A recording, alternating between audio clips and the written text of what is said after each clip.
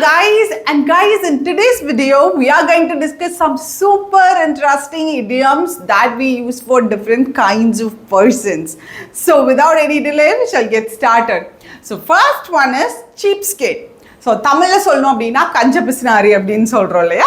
So அவங்கள இங்கிலீஷில் சீப்ஸ்கேட் அப்படின்னு சொல்லலாம்.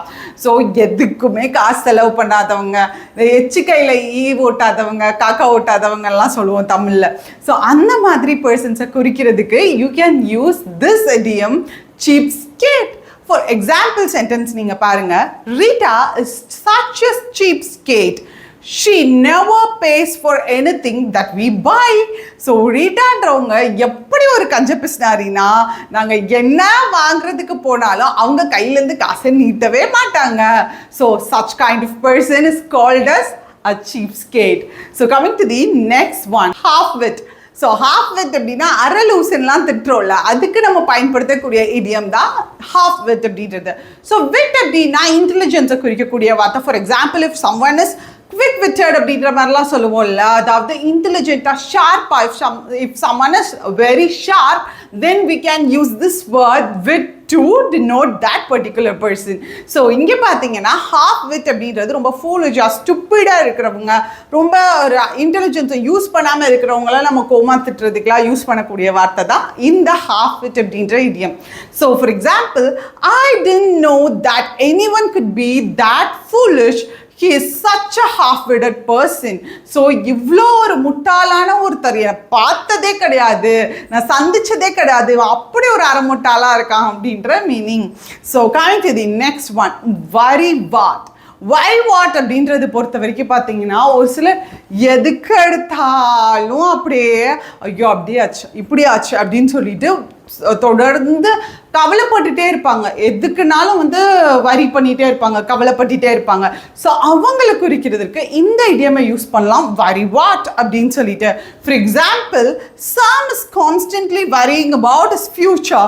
He was a worry what. So for example, நீங்கள் டெக்ஸ்ட் பண்ணுறீங்க, யாரோ ஒருத்தவங்க புலம்பிகிட்டே இருக்காங்க அப்படின்ற பட்சத்தில் don't be a very what. So நீங்கள் ரொம்ப இப்படி எல்லாத்துக்கும் கவலைப்பாதீங்க அப்படின்ற மாதிரி சொல்கிறதுக்கு யூஸ் பண்ணலாம். ஸோ சாம் அப்படின்றவங்க அவங்க ஃப்யூச்சரை குறித்து ரொம்ப வரி பண்ணுறாங்க. So he is a very what. Okay. So coming to the next one, busy body. Actually busy body அப்படின்றவங்க என்ன அப்படின்னா, அடுத்தவங்க வாழ்க்கையில் என்ன நடக்குது அப்படின்றத தெரிஞ்சுக்கிறதுக்கு ரொம்ப இன்ட்ரெஸ்டடாக இருப்பாங்க. ஸோ அந்த மாதிரி இருக்கிறவங்கள பிஸி பாடி அப்படின்னு சொல்லலாம். ஸோ ஃபார் எக்ஸாம்பிள் பார்த்தீங்க அப்படின்னா, Preeta is always looking out her window to see what the neighbors are doing. What a busy body. So Preetha இதை பார்க்குறப்ப எனக்கு என்ன ஞாபகம் வந்துச்சுன்னா, நான் சின்ன வயசில் இருந்தப்போ ஒரு சில வீட்டுக்கெலாம் இந்த தண்ணிலாம் வராது தெரியுமா, தண்ணிலாம் அந்த அடிக்குழாயில் போய் தான் எடுத்துகிட்டு வரணும், அந்த மாதிரி சுச்சுவேஷன் இருக்கும் இல்லையா. ஸோ அந்த மாதிரி வெளியில் வருவோம். அப்போ ஒரு சில ஆன்டிஸ்லாம் பார்த்திங்க அப்படின்னா சண்டை போட்டுட்டு இருப்பாங்க.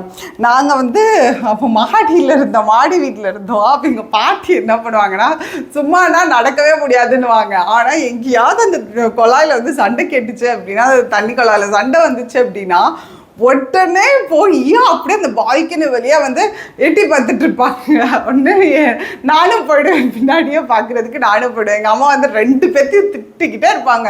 ஏதாவது சண்டைனா அப்படின்னா அவங்க 2 பேர்த்துக்கு ஆர்வம் எட்டி பார்க்குறதுக்கு. அவங்களே சண்டை போட்டுட்ருக்காங்க, அதை என்ன பார்க்குறதுக்கு அப்படி ஒரு ஆர்வம், ஃபுல்லாக போங்க அப்படின்னு திட்டுவாங்க.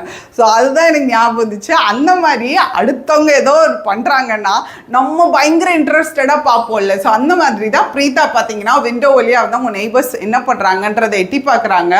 என்ன ஒரு அடுத்தவங்க வாழ்க்கையில் தெரிஞ்சுக்கிறதுக்கு என்ன ஒரு ஆர்வமாக இருக்கா அப்படின்ற மாதிரி தான் இந்த பிஸி பாடின்ற வார்த்தையை இங்கே யூஸ் பண்ணியிருக்கோம். ரைட்? எஸ். அண்ட் இதுவும் பார்த்தீங்கன்னா அதே மாதிரி தான், பட் இன்டென்சிட்டி அதை விட கொஞ்சம் கூட இருக்கிற மாதிரியான ஒரு இடியம். ஸோ இது பார்த்தீங்க அப்படின்னா நோசி பார்க்க. நோசி பார்க்க அப்படின்னா மூக்க நுழைக்கிறதுன்னு சொல்கிறோம்ல, அடுத்தவங்க விஷயத்தில் போயிட்டு என்ன இருக்குது அப்படின்னு சொல்லி மோப்பம் பிடிச்சிட்டு இருப்பாங்க. என்ன இருக்குது அப்படின்னு சொல்லிட்டு பார்த்துட்டு அதை பற்றி பேசிகிட்டு இருப்பாங்க. ஸோ அந்த மாதிரி இருக்கிறவங்கள தான் நோசி பார்க்கர் அப்படின்னு சொல்லலாம். ஸோ ஃபார் எக்ஸாம்பிள் பார்த்தீங்க அப்படின்னா, they are always looking up to see what we are doing. Don't those nosy Parkers have better things to do? அவங்க எல்லாரும் நம்ம என்ன பண்றோன்னே பார்த்துட்டு இருக்காங்க 24 மணி நேரமும். அவங்களுக்கு வேற வேலையே இல்லையா நம்ம என்ன பண்றோன்றது பார்க்கறத தவிர்த்து. ஸோ அதுதான் இங்கே கொடுத்துருக்காங்க nosy Parkers. ஸோ யாராவது நம்ம செய்கிற விஷயத்தில் வந்து தலையிட்டு இருக்காங்க என்ன பண்ணுறோம் அப்படின்னு சொல்லிட்டு உத்து கவனிச்சிட்டு இருக்காங்க, மோப்பம் பிடிச்சிட்டு இருக்காங்கன்னா you can use this kind of word, nosy Parker, right? So coming to the next one, jack of all trades. Many of you might have heard this idiom, jack of all trades.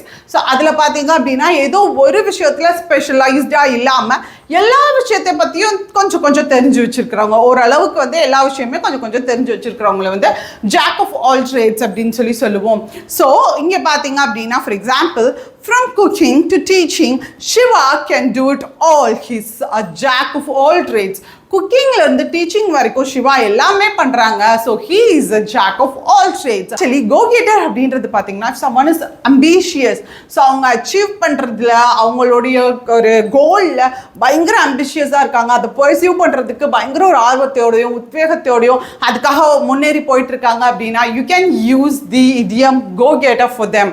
For example, Virat Kohli was always someone who went after what he wanted. A real go-getter. A real go-getter. So Virat Kohli அவங்க பார்த்தீங்கன்னா அவங்க எப்போவுமே அவங்களுடைய பேஷனை நோக்கி ஓடுறவங்களா தான் இருக்காங்க. So அவங்க வந்து ஒரு ரியல் go-getter அப்படின்ற மீனியம்ஸ்லாம் நீங்கள் புதுசாக கற்றுருப்பீங்க அப்படின்னு சொல்லி நினைக்கிறேன். அண்ட் இந்த கிளாஸ் உங்களுக்கு பிடிச்சிருந்துச்சு அப்படின்னா இன்னும் இந்த மாதிரி நிறைய இடியம்ஸ் கிளாஸ் வேணும்னு நினச்சிங்க அப்படின்னா கண்டிப்பாக காமெண்ட் பாக்ஸில் இடியம்ஸ்ன்னு சொல்லி கமெண்ட் பண்ணுங்கள். அண்ட் நெக்ஸ்ட் அடுத்தடுத்து வரக்கூடிய கிளாஸஸில் இன்னும் idioms and phrases நிறையா கொண்டு வரேன். So hope you would have enjoyed the class. So see you in the next class. Tada, bye, see you guys.